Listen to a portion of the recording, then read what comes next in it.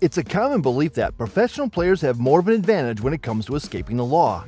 It's almost as if they are exempt from the law, and if at all they do get into any sort of trouble, they seem to escape without a single word being said to their face. Take Liverpool captain Steven Gerrard for example.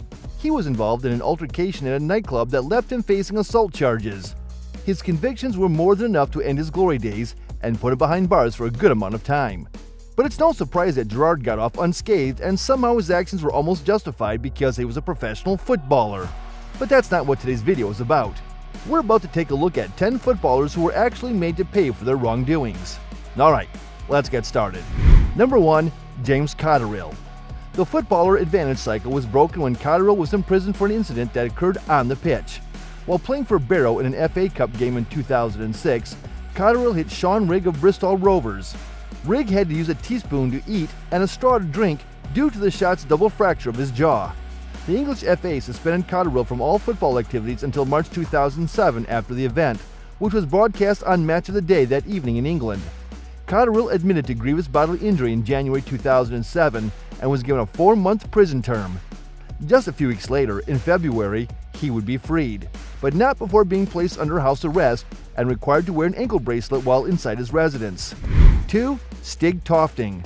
The Danish footballer transferred to the Premier League's Bolton Wanderers after a good career in Germany, where he would land into nothing but one mess after another. Tofting headbutted a restaurant proprietor in Copenhagen after the 2002 World Cup as he celebrated with his Danish teammates. After a trial, Tofting was found guilty of assault and given a 4-month prison term. His contract at Bolton was lowered after his conviction until the end of 2003, and he spent the 2003 campaign in prison completing his term. 3. Peter Swan. One of the best players to ever suit up for Sheffield Wednesday was Peter Swan. No arguments there. However, that's probably not going to be how people remember him. Swan, who had the potential to be a player of the highest caliber, had 8 of his best years snatched from him when the FA banned him from football. What a waste of all that talent and youth. Swan and 2 other Wednesday colleagues placed a wager in 1962 that Wednesday would lose its season-ending match to Ipswich Town FC. Swan acknowledged that Ipswich had a decent shot of winning the game, but he added that he is unsure of his course of action if Wednesday had prevailed. Ipswich won the game 2-0. Swan was suspended from football after the gambling ring was exposed and eventually given a 4-month prison term. 4. Joey Barton. It should come as no surprise that a player with Joey Barton's style of play would find himself in both on and off the pitch controversy. Barton has been found guilty of violent offense twice. The first incident happened at 2 a.m. in Liverpool City Centre when he struck a pedestrian with his automobile. After being found guilty of assault, Barton spent 77 days behind bars. On July 28, 2008, Barton was freed from custody. However, on July 1, 2008, while serving his time, Barton was given a 4-month suspended sentence after pleading guilty to assaulting Osami Dobo, a former teammate from Manchester City. The Barton family appears to be a violent one as well. Michael, Joey's half-brother, was sentenced to life in prison for his part in the 2005 racial murder of Anthony Walker. 5. George Best. Best, one of the best players to ever represent Manchester United, had a wild lifestyle off the pitch that detracted from his career in life. Best's well-known alcoholism frequently messed with his football career. Best's life began to spiral out of control in 1984.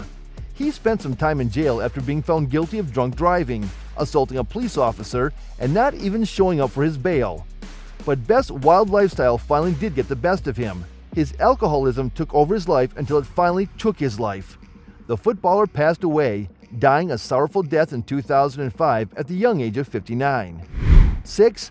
Duncan Ferguson. Duncan Ferguson's career has seen its share of controversy and noteworthy occurrences. His personal life was troubled, despite the fact that he is lauded for having guided Everton to victories in the 1995 FA Cup and the 2006 UEFA Championships League qualifying stages. Ferguson was no stranger to the law despite his success on the pitch. In actuality, he was convicted of 4 assaults, which damaged his standing in the football community. 3 of these incidents, involving taxi drivers and a fisherman, were dealt with through straightforward sanctions. However, Ferguson's career was truly tarnished by the infamous headbutt incident. He violently headbutted Wraith Rovers defender John McStay while he was playing for Rangers in a 1994 game.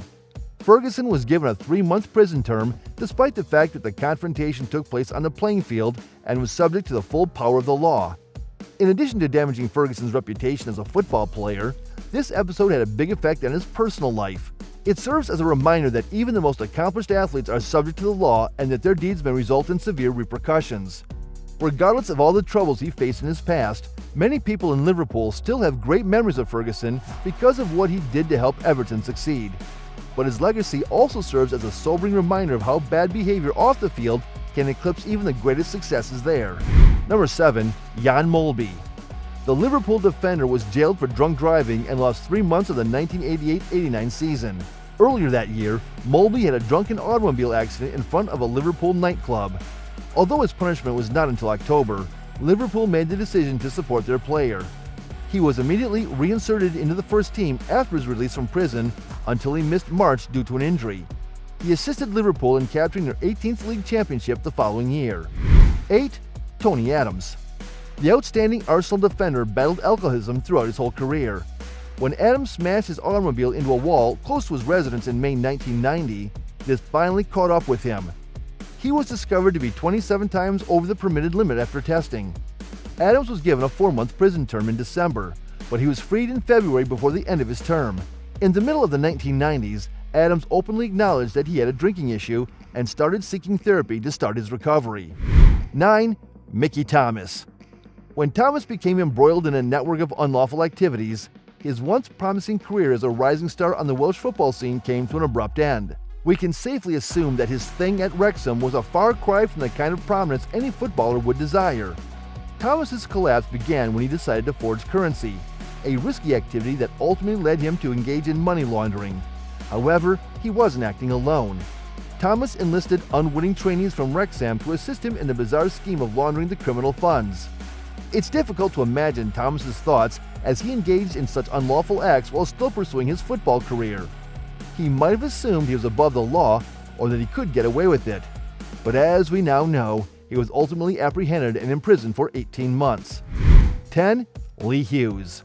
The West Bromwich Albion striker's life sure went through an unfortunate twist of events leading to his downfall in 2004. Hughes was driving one night when he collided with another vehicle, killing a passenger on the other vehicle. Causing the crime to look worse than the mess it already was, Hughes and his passengers reportedly drove inebriated and fled the scene. Hughes handed himself in the following day and was granted police bail. Hughes was found guilty in 2004 of leaving the scene of an accident and causing death through careless driving. Hughes received a 6-year prison term and a 10-year driving suspension. And there you have it.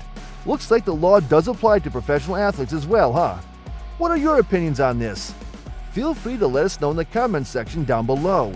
If you enjoyed this video, make sure you smash that like button, subscribe to our channel, and click on the tiny bell icon to stay notified and updated of all of our upcoming content. Thanks for watching. We'll see you in the next one.